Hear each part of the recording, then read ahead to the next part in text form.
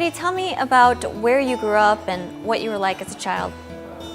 I grew up in Sacramento, which is the capital of California, Northern California. Didn't really have much money back then, so I was very conservative. It's kind of values I grew up with. I was kind of a shy guy too. So tell me about your interests growing up and what you were into before getting into poker. As a kid, I just did what most kids, I go to school and did my studies. But I had like some family that was into video games and stuff like that, and so you get to play it once in a while, and it's pretty fun. You get to play like Super Mario Brothers or something like that. And so I kind of like was introduced to some sort of gaming very early on in my age. Even in like elementary school, just playing like little sports like Foursquare or something like that, you just kind of build that competitiveness in general. And as I grew up, this kind of carried over to middle school and high school, and I was getting more heavily into video gaming because it was fun. And I think that helped, eventually being introduced to poker in college. It was another game to play, and it was a game where you can actually make some income, so it worked out. So how did you make the decision to play poker for a living?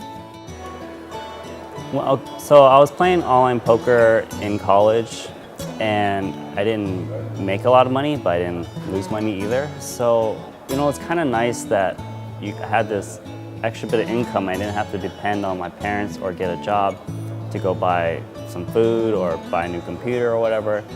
I didn't really think it would be my career for a while, actually. I would say until after I graduated college, but I was actually making some decent income towards the end of my college years. So, after college, I kept on playing poker. It was the easier solution than to start looking for a job, and I was actually doing very well. It was like, wow, I'm making some pretty solid money. There's no rush to go find a job or whatever, and I think I got really heavy into poker, and it was doing very well for me. And then things transitioned, and look where I am today. How did your parents react? My family didn't know I played poker for the longest time, actually. At least my parents didn't know. My brothers, they pretty much knew.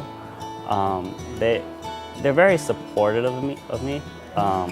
They were never really worried about what I was going to do because they just felt very confident in the decisions I make. So, yeah, recently my parents found out that I played poker. They recently found out.